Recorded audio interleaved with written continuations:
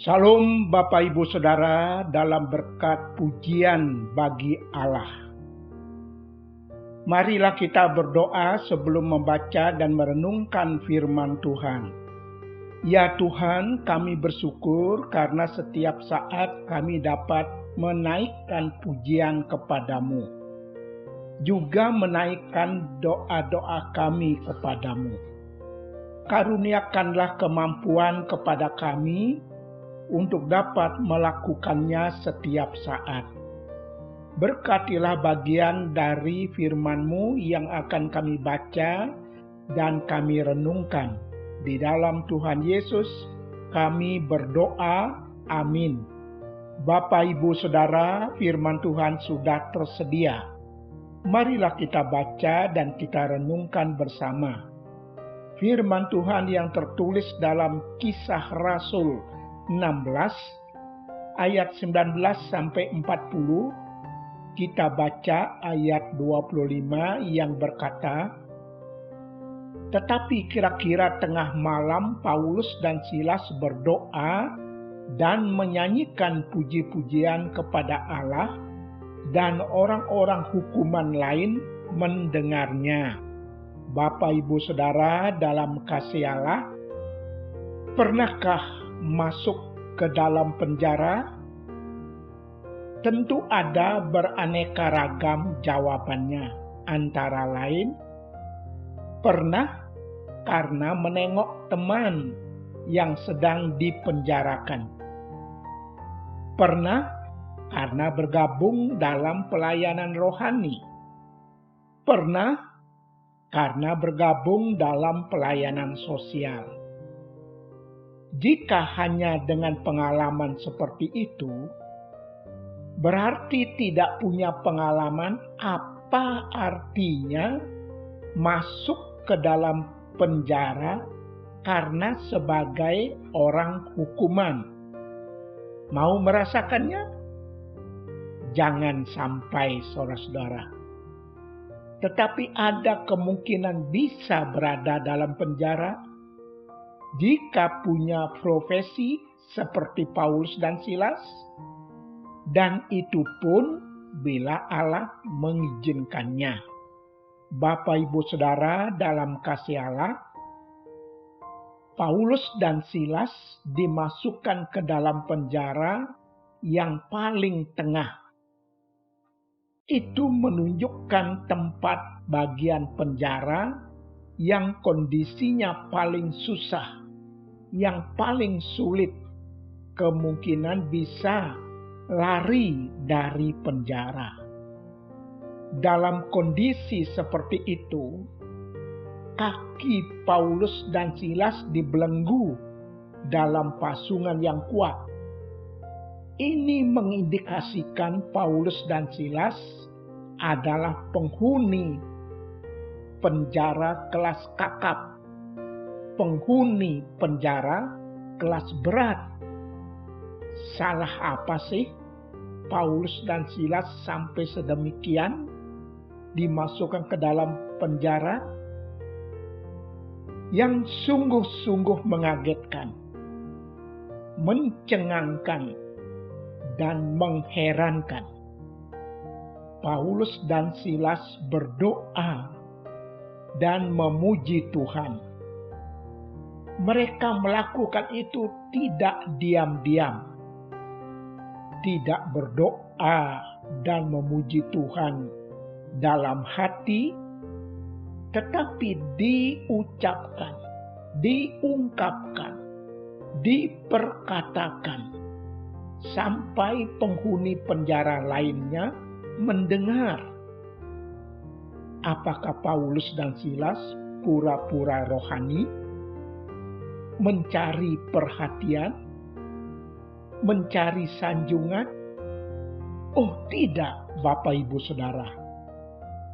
Paulus dan Silas sadar bahwa diri mereka adalah para pelayan Tuhan yang terpanggil untuk memberitakan Injil setiap saat.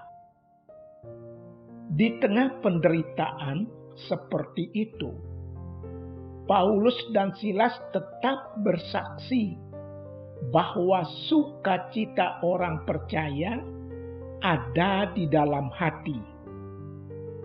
Tidak ditentukan oleh keadaan lahiriah. Hukuman penjara yang mereka alami tak dapat melenyapkan damai dan sukacita mereka untuk menyatakan Injil keselamatan yang datang dari Allah.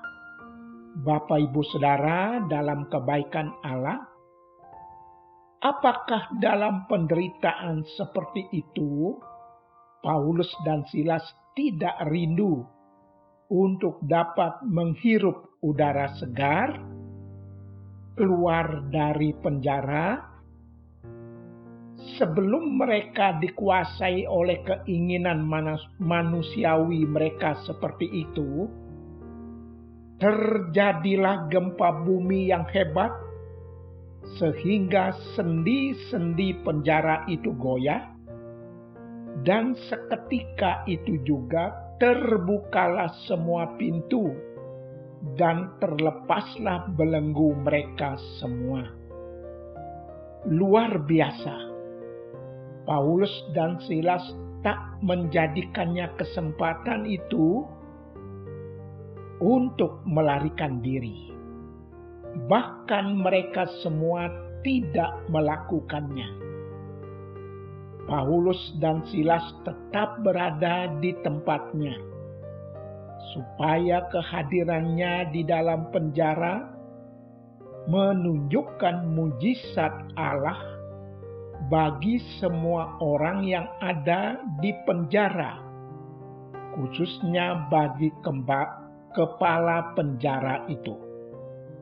Bapak Ibu Saudara yang Allah kasihi, mengalami kesembuhan secara ajaib, lepas dari maut ketika terjadi bencana atau kecelakaan, mendadak mendapat berkat pada saat berkekurangan, tentu semua itu sangat mengembirakan, sangat menyukakan hati.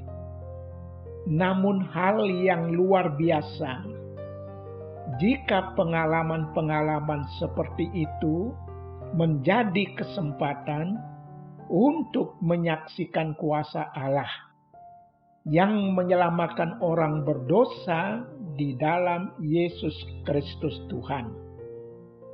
Seperti firman Tuhan menyaksikan, waktu Yesus sedang lewat, ia melihat seorang yang buta sejak lahirnya. Murid-muridnya bertanya, "Rabi, siapakah yang berbuat dosa?